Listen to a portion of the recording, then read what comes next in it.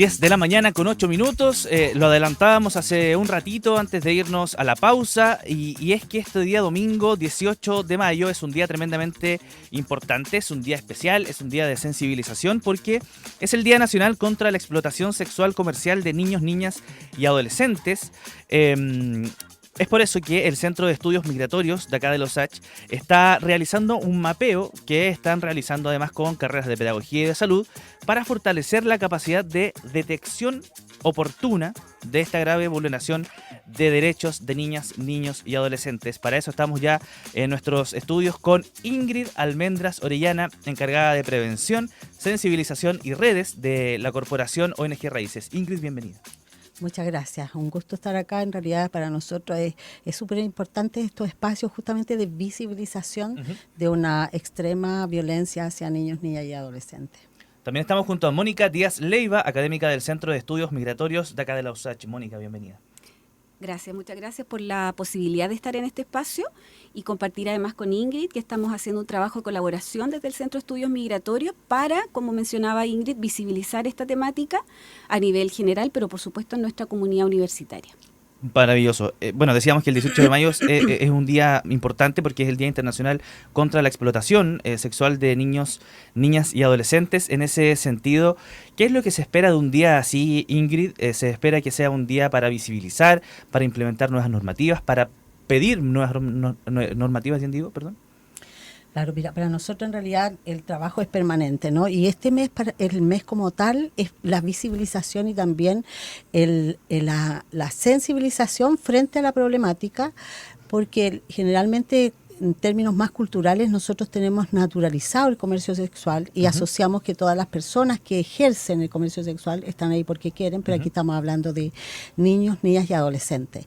Entonces, por un lado, es como la comunidad, ¿no es cierto?, visibiliza esta extrema violencia, que no es que lo hayan elegido, y hay situaciones muy complejas, ¿no es cierto?, que están asociadas a la misma. Por lo tanto, el principal propósito es visibilizar con la comunidad y por supuesto a nivel de política pública. Eso también es algo que hemos hecho, bueno, como institución de hace muchos años, pero el cómo vamos mejorando las políticas públicas. Tenemos ley desde el año 2022, pero como esa bajada, ¿no es cierto?, significa también respuesta de los otros organismos para poder proteger y sancionar a las personas que explotan a los niños, no solamente al que facilita a un niño, sino que al que accede a un niño o un adolescente de 16, 17 años. Y aquí la explotación, estamos hablando de chicos y chicas menores de 18 años, ¿no? Mónica, te pido si te puedes acercar un poquito al micrófono, por favor.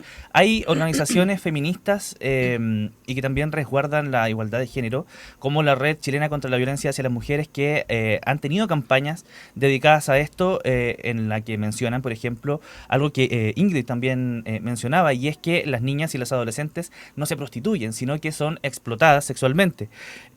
¿Cuáles son los factores estructurales, los factores sociales que permiten y que perpetúan que se pueda realizar explotación sexual comercial infantil acá en nuestro país?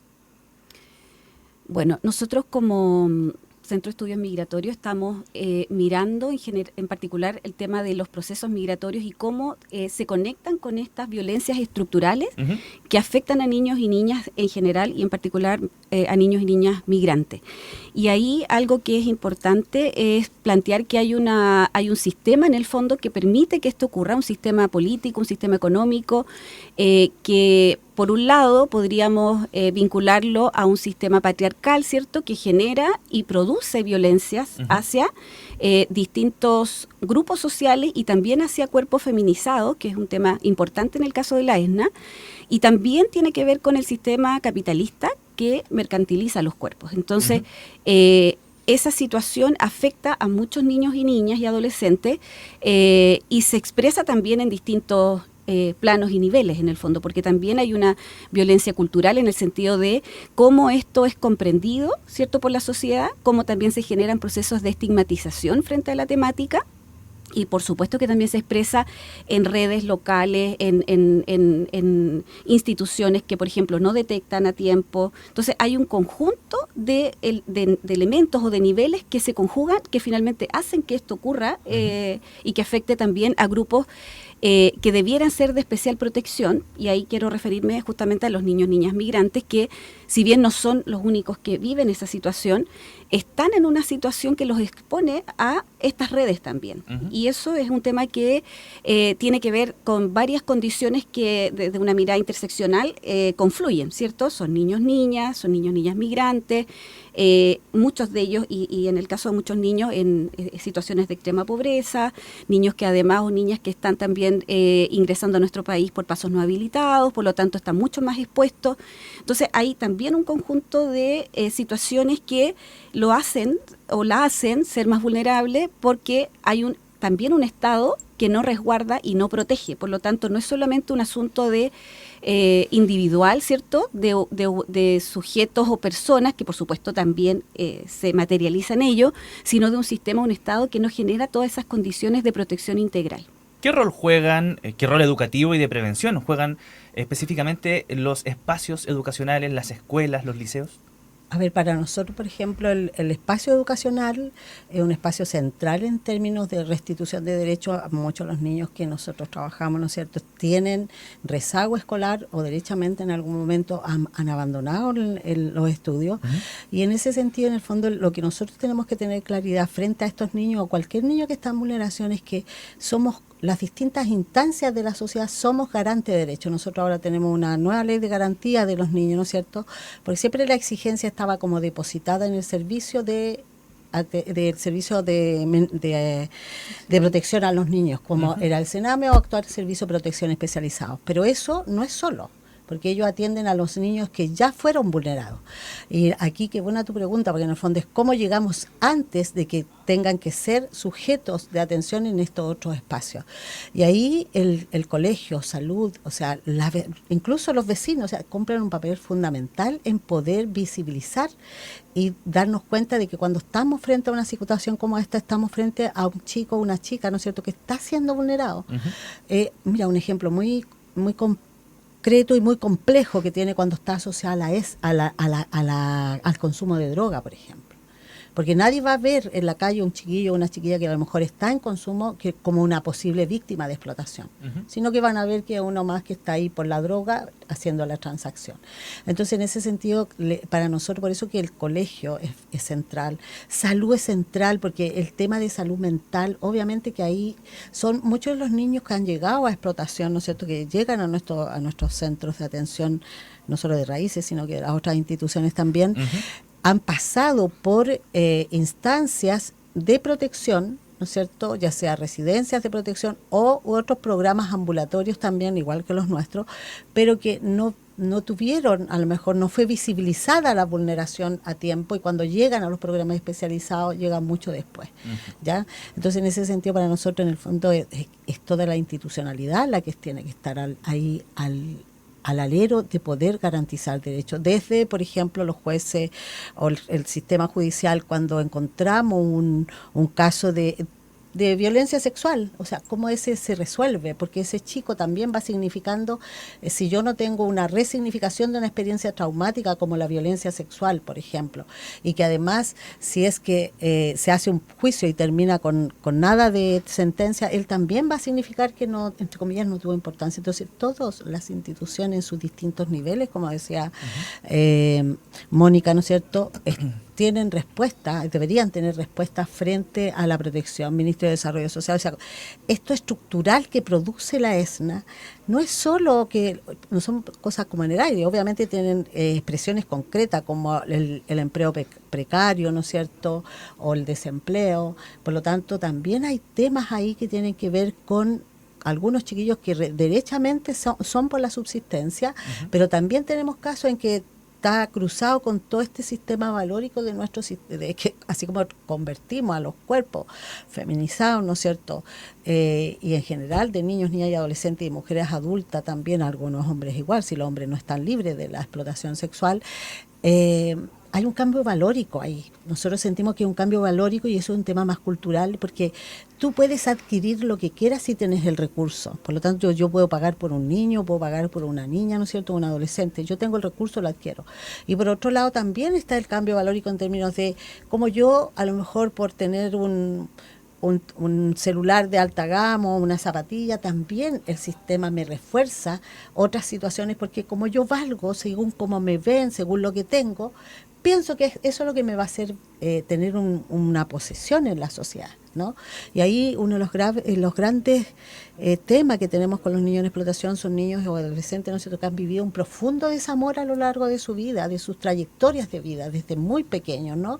Por lo tanto, el sentirse valioso para alguien o para otro, ¿no?, es algo que muchos de ellos nunca lo han experimentado, y si lo han experimentado están desde la dinámica de la violencia, por ejemplo. Es la voz de Ingrid Almendras, encargada de prevención, sensibilización y redes de la corporación ONG Raíces. También estamos conversando con Mónica Díaz, académica del Centro de Estudios Migratorios de la USACH, a propósito de que este domingo, 18 de mayo, es el Día Nacional contra la Explotación Sexual Comercial de Niños, Niñas y Adolescentes. Pasa que hace unos 3 años, más o menos, poquito menos de 3 años, se promulgó la ley que tipifica el delito de explotación sexual comercial contra niños, niñas y adolescentes. Ocurrió en diciembre del 2022. Esta ley es tremendamente importante porque permite aumentar las penas, configurar la agravante de reincidencia. Creó también el delito de transmisión de contenido sexual de menores de 18 años a través de dispositivos tecnológicos, entre otras medidas. Pero, Mónica, ¿esto es suficiente?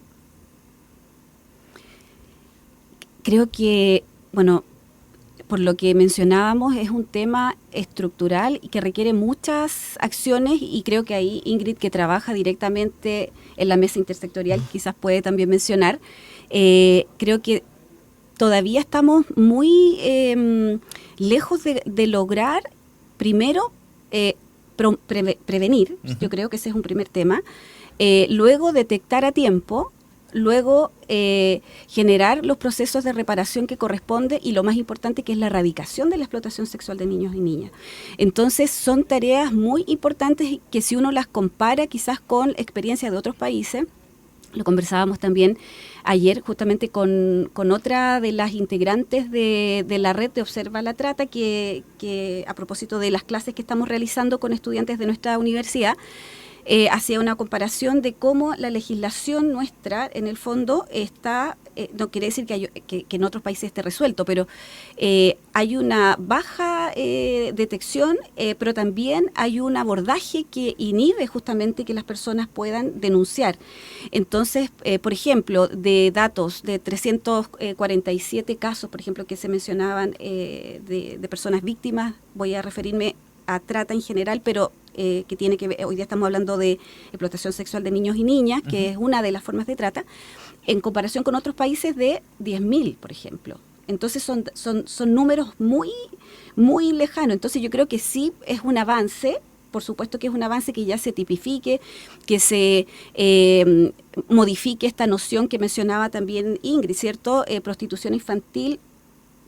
Esto no es lo que ocurre, ¿cierto? Es explotación sexual de niños, el tema de las sanciones. Yo creo que hay un conjunto de situaciones que implican un avance, pero por otro lado vemos que las universidades, y es algo que estamos trabajando justamente ahora, no están avanzando en esa misma línea, ¿cierto?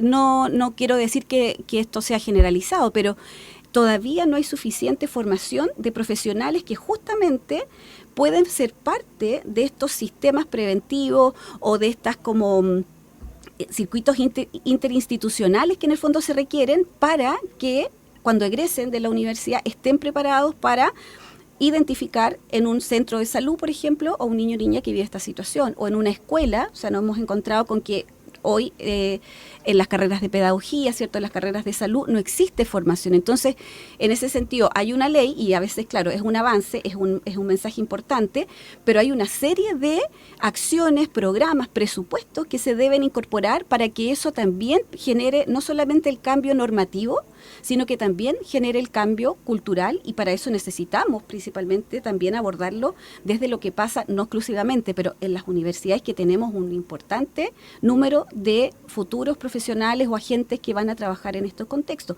Y además, considerando que el objetivo también, y me voy a referir a la universidad, el objetivo de la universidad es justamente contribuir e incidir en las políticas públicas, o sea, cómo la formación o cómo los estudios, las investigaciones también permiten que esos avances, ¿cierto?, que son legislativos, se pueda sumar, ¿cierto?, para que se generen estos cambios en estas acciones, como mencionaba, de promoción, de detección, de formación. Conversábamos sobre el rol educativo y de prevención que tienen los espacios educativos, valga la redundancia, las escuelas, los liceos, pero ¿cuál es la posición que tienen, podríamos decir, este otro mundo, ¿no?, que son las redes sociales, el uso de Internet? ¿Cuáles son los riesgos que tienen estas plataformas, sobre todo en este contexto de explotación sexual? Claro, ahí igual me quiero detener en... Cuando hablamos de modalidades de explotación, hablamos de una de las modalidades que acaba de nombrar Mónica, ¿no es cierto?, que es la explotación con fines de trata, de explotación de niños. Ya la trata, en el fondo, con fines de explotación sexual de niños. La otra modalidad es la producción de material, ¿no es cierto?, de difusión con connotación sexual o con violencia sexual en el material que se está transmitiendo, ¿ya? La mal llamada antiguamente pornografía, ¿no? Lo otro es el tema en el turismo. O sea, el turismo y viaje también es otra modalidad donde niños y niñas y adolescentes, ¿no es cierto?, son utilizados y son transados, ¿no es cierto?, en términos de explotación sexual. Y cuando hablamos de viaje, porque va más allá del turista, sino que puede ser trabajadores que se trasladan por temporada a distintos espacios, ¿no es cierto? Y generalmente nosotros en Chile, por lo menos cuando hay faenas nuevas o las zonas mineras, siempre hay burdeles y siempre vas a encontrar menores de edad en esos espacios también. Entonces ahí estamos hablando y ocupar los circuitos que usan los turistas, hotelería, no sé, los centros turísticos. Se le llama turismo sexual. Y se llama explotación en turismo y en contexto de viaje. ¿Ya? No. Hay otros países que son mucho más evidentes, ¿no es cierto?, que en el fondo están hasta en vitrinas, tienen a las personas y a los niños incluso. En este caso nuestro se ocupa mucho la hotelería, o sea, zonas de camping, no sé, hay casos, fiestas de repente donde llegan distintos personajes, ¿no es cierto?, que a lo mejor están de tránsito.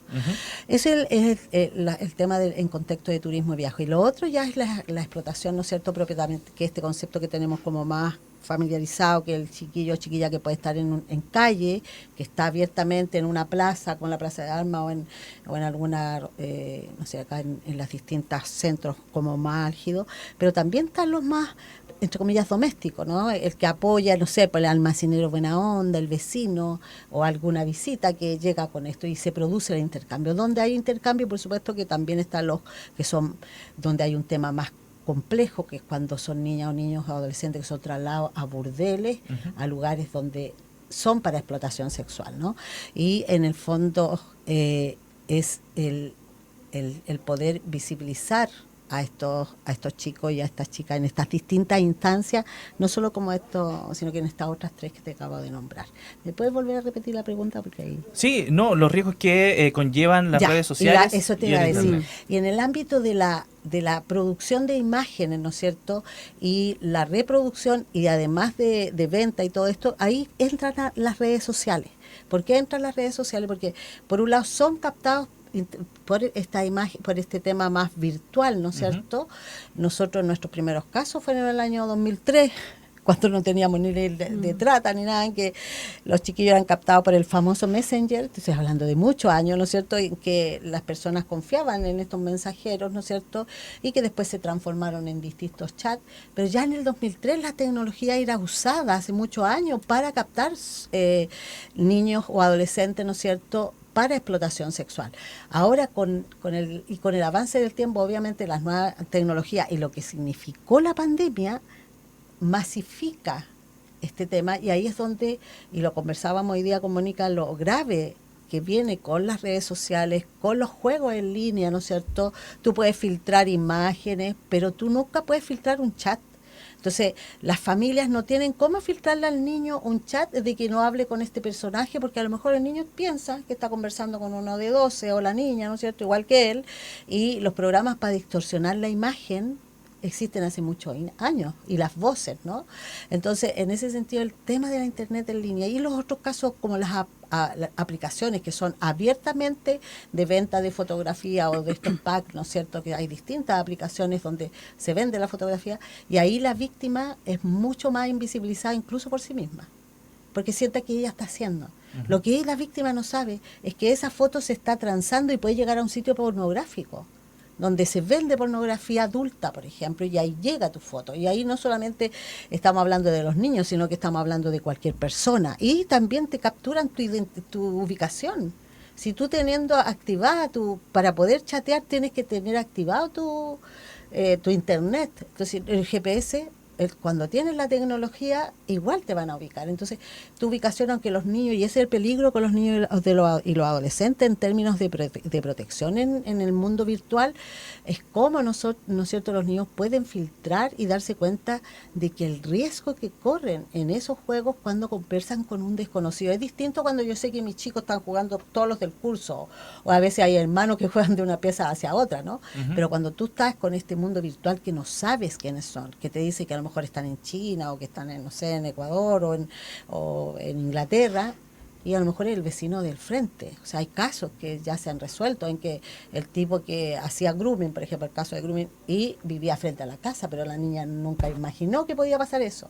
Entonces, el tema de la virtualidad es un tema muy complejo, amplía, se nos cambia este perfil que tenemos, que está asociado obviamente el caso más duro de la ESNA, en que está focalizada la política pública, que está muy asociado también a la marginalidad en términos económicos, pero también a la marginalidad de estas familias que de repente salen de los entornos. Una familia, por ejemplo, que está asociada a la infracción de ley, es una familia marginal, porque es una familia que no se va a integrar, no va a cambiar de barrio, sigue viviendo en el mismo barrio. Entonces, y ahí tú tienes situaciones complejas en términos de que son más visibles, pero en la virtualidad es más transversal el riesgo de la explotación sexual de niños, niñas y adolescentes. Y eso es un gran desafío para los colegios, para las universidades, porque tenemos una población joven. O sea, estas nuevas generaciones son nativos digitales. Por lo tanto, su vida, o sea, yo, imagínate, yo tengo 60 años, soy de una generación que para mí la virtualidad es virtualidad. Para ellos, no, pues, yo siento que casi como que huelen a las personas a través y se enamoran, hacen vida social, es su forma, o sea, y eso, como es su forma de vida, ahí es donde también tenemos que entrar a la prevención, ¿ya? Y ahí parte desde los filtros que pueden poner los papás. Yo digo, si pongan el filtro que pongan, el tema es cuando ustedes realmente conozcan cuáles son los contactos, respetando la intimidad que tiene que derecho toda persona, incluyendo a los niños. Pero, y ahí cómo trabajamos con él, ¿no es cierto?, para ir preveniendo, mirando en lo que podemos estar sin querer.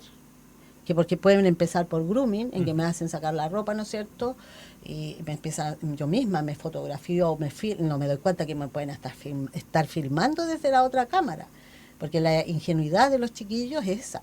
Y a nosotros, por ejemplo, un tema muy complejo que estamos teniendo ahora en términos de los nuevos ingresos, estamos en estos minutos en la quinta región, esas chiquitas de 12, 13 años, porque además están con esta cosa más mágica, o sea, con esta cosa muy, este tema de los juegos, ¿no? Entonces ellos creen como en esa energía y que esta persona es poderosa y que la va a sacar de la situación.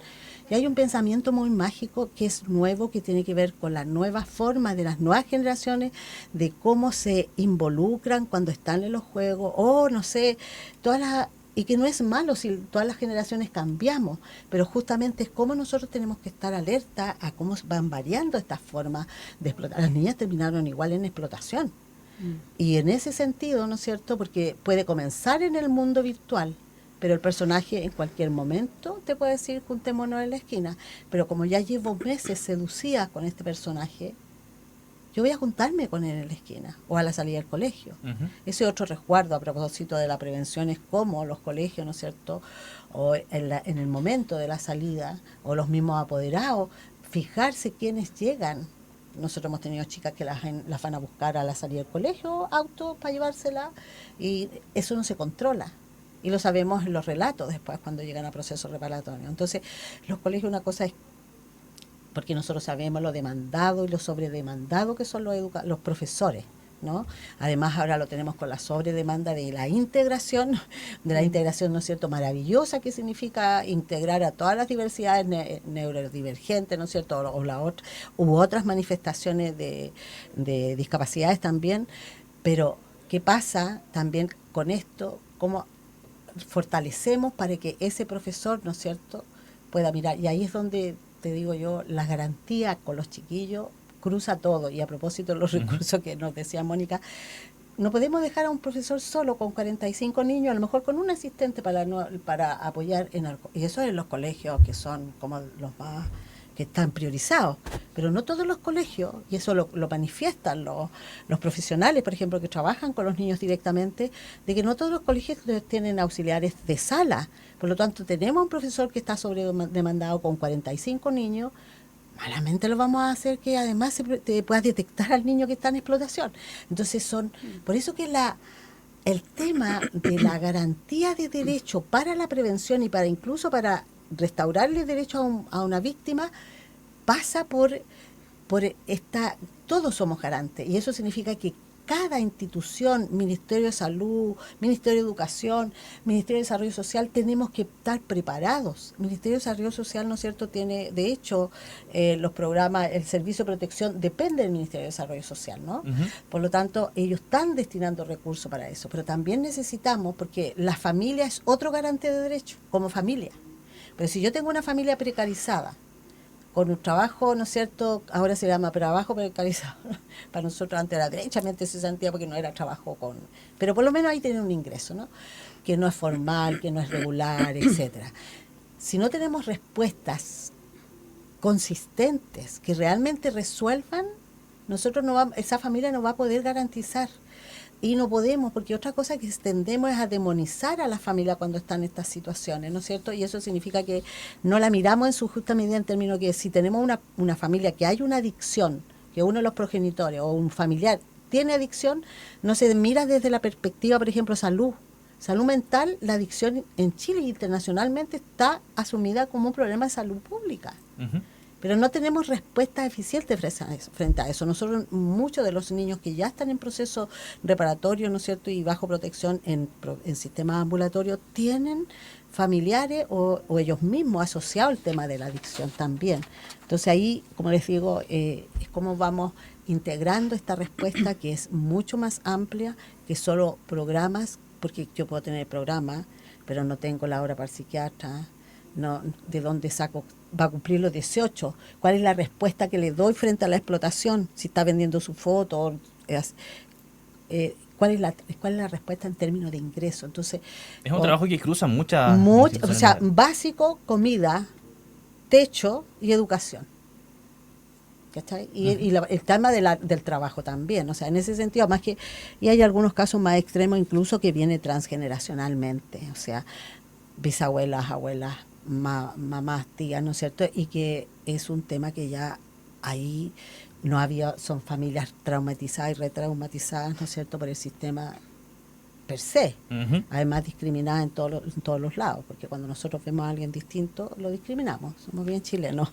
Este domingo 18 de mayo es el Día Nacional contra la Explotación Sexual Comercial de Niños, Niñas y Adolescentes. Estamos conversando sobre este tema, sobre cómo prevenir, sobre cómo se puede detectar de manera oportuna, y hay algunos elementos que tenemos que tener sobre la mesa y que queremos comentar antes de ya cerrar esta conversación, y es cómo saber cuándo estamos en presencia de explotación sexual de niños, niñas y adolescentes. Existen diferentes manifestaciones, se pueden presentar en 4 modalidades según indica el Ministerio de Justicia en su sitio web: relaciones sexuales a cambio de dinero, regalos, favores u otros, utilización de niños, niñas y adolescentes en pornografía, explotación sexual comercial de niñas, niñas y adolescentes en viajes y turismo, y trata de niñas, niños y adolescentes con fines de explotación sexual comercial, que hemos también conversado aquí en esta entrevista.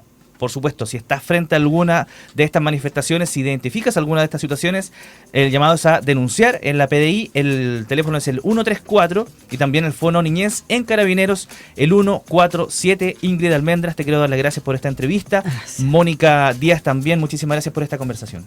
Muchas Gracias gracias a a ustedes. ustedes por el espacio, ¿no? Sí, quizás puedo comentar Por algo. supuesto. Sí, nos gustaría también como anticipar que estamos a partir de este mapeo de intereses de formación, ¿cierto?, que estamos realizando con distintas carreras acá en la universidad. Queremos proyectar para el próximo año hacer una campaña también en la universidad, justamente para divulgar, para sensibilizar sobre esta temática. Perfecto. Y en el caso de el Centro de Estudios Migratorios con foco en la niñez migrante, que por supuesto es una preocupación que tenemos.